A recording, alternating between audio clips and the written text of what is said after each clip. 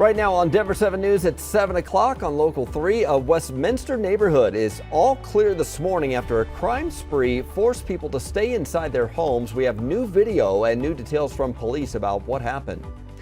And some new life for a Louisville neighborhood destroyed by the Marshall Fire. I think it's just such a great step forward for them. A big step today to rebuild the community after more than 5 months. And the Avs go for the sweep on the Oilers tonight, but both teams are without key players for Game 4. We have the latest on Nazem Kadri's injury and what the team says they'll have to do without him now. Also, news about the player who pushed him into the boards.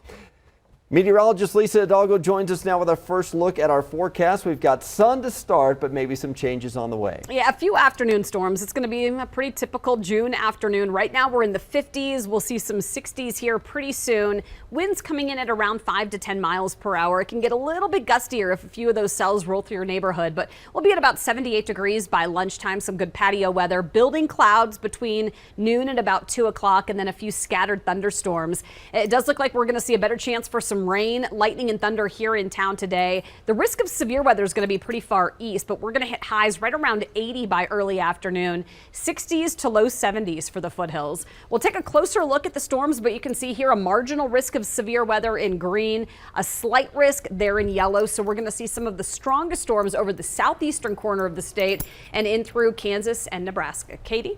Hey Lisa, this morning we've seen some pretty typical traffic and weather here across the metro area. You see, I usually talk about the weather this time of morning, but in terms of our roadways here across town, things are dry, and we did see a couple crashes that are now cleared. I-25 cruising along just fine after south of 84th Avenue. And let me take you to the map. We did have one of the shoulders blocked near 84th, just approaching it, and has caused some delays on that northbound drive of I-25. And right now it's about 10 minutes slower. I-76 continues to be some stop and go traffic approaching I-25. 270 pretty standard for this time in the morning, around a 10-minute drive both east and westbound, and northbound I-25 just heading into downtown. You will see some of that slowing, but no accidents to report. We did have a previous crash that has been cleared and out to the mountains. Right now, really easy driving conditions on I-70 east and westbound Golden Silverthorne. Well, new this morning, we have video and new details from police about a crime spree that had a Westminster neighborhood sheltering in place overnight. Denver 7's Veronica Acosta joins us with this wild chain of events that thankfully ended with no one hurt.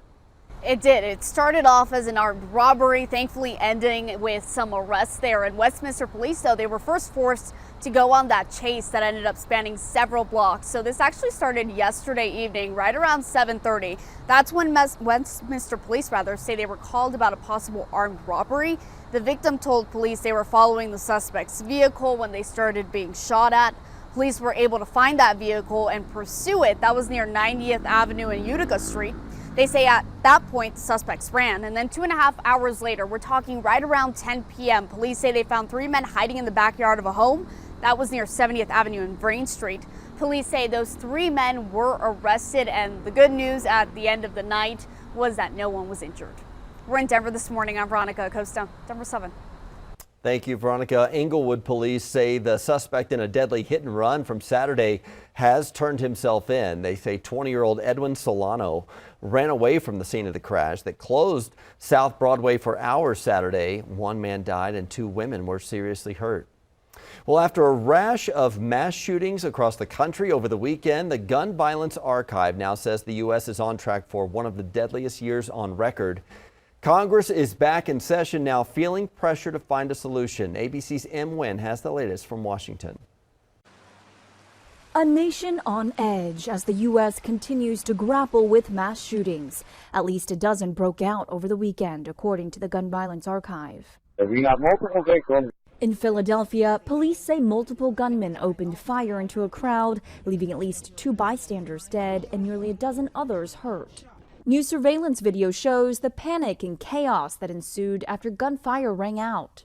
Police say the incident started with a fist fight between 2 men before they each pulled out a gun and started shooting. 1 of them died. In Phoenix Saturday, 8 people were shot and a 14-year-old girl killed after authorities say an altercation in a strip mall escalated.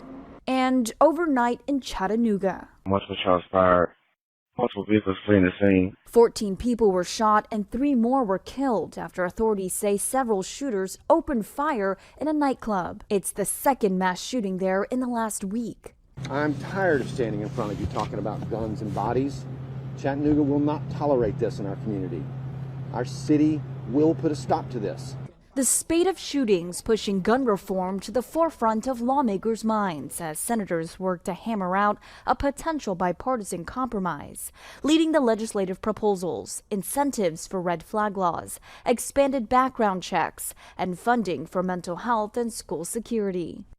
This week, a young Uvalde mass shooting survivor will testify in a congressional hearing on gun violence. The fourth grader says she covered herself in blood and played dead to survive the shooting that ultimately killed 19 children, 2 teachers, and the gunman. Emwin, ABC News, Washington.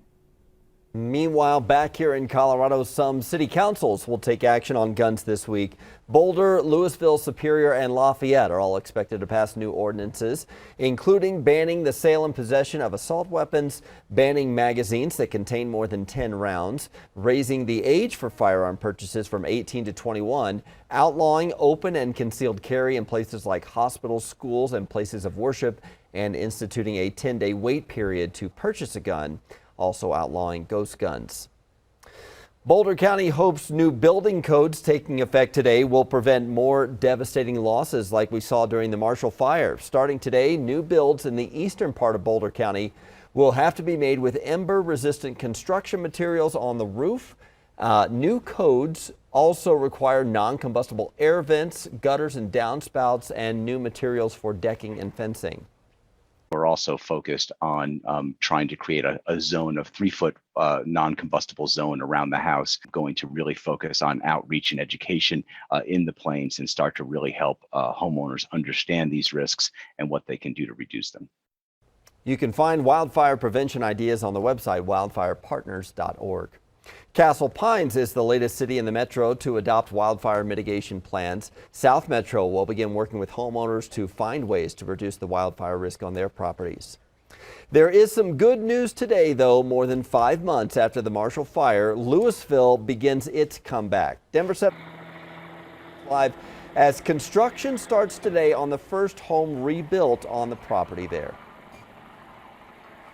Yeah, good morning. This morning, a construction company will break ground on the first home rebuild here in Louisville since the Marshall Fire. It'll happen in this lot right here behind me. This is the second family in this city to get a rebuilding permit. All of the debris has been cleared out, and today the excavation process will start before the contractor begins working on the home's foundation. And this lot is the first of 20 rebuilds for this contractor, Wood Brothers Homes. Most are in the neighborhoods near Harper Lake, which are some of the worst hit by the Marshall Fire. Contractor Justin Woods says that he believes that seeing this home's progress will bring a lot of hope to others in this community. At the beginning, it was devastating for people, and we've heard a lot of stories. So for this one, and to see the smile on this homeowner's face when we handed her the permit and said we're going to start on Monday was just, it was a great thing to see. And the groundbreaking will take place at 11 o'clock this morning. The mayor and city council are expected to be here, and the rebuilding process for this home will take about 8 months. Live in Louisville this morning, I'm Christian Lopez, Denver 7. Can't wait to see it when it's done. Thank you, Christian. Well, the Avs could book their ticket to the Stanley Cup Finals tonight. It is Game 4 against the Oilers in Edmonton. The Avs are unbeaten on the road in the playoffs so far, but both teams will be without one of their best players. The Oilers' Evander Kane was suspended 1 game for this hard hit on the boards against Nazem Kadri of the Avs. Kane was the leading goal scorer in all of the playoffs with 13. Kadri is reportedly now recovering from a broken thumb. Head coach Jared Bednar said Kadri is certainly out the rest of the series. The Avs are up 3-0 in the series, and they want to end on a high note. It's going to be tough. You know, coming from last series against St. Louis, we're up 3-1 and gave them life, but it's hard to win that 4th game. It's very difficult. Brand new game, regardless of, you know, if it's 3-0, 2-1, whatever it is, we gotta come out strong and play a great game. Hey, even when the Avs are on the road, they have plenty of support from the hometown crowd at Ball Arena. This was the watch party from Game 3. It was a packed house. There's another watch party for the team tonight for Game 4. Tickets are $10 through Ticketmaster. All the proceeds go to the Kroenke Sports charities, and parking around the arena is free. Doors open at 5 p.m. The game starts shortly after at 6. Take a look at this map. Each dot represents a mass shooting in the U.S. just this year. This morning, Congress is back in session with calls to do something about gun violence. We'll have a look at the areas where they might be willing to compromise. School has only been out a week or two. You might already be ready to get the kids out of the house. For summer, we have some free things to do for all ages, like the Denver Art Museum on this Money Saving Monday.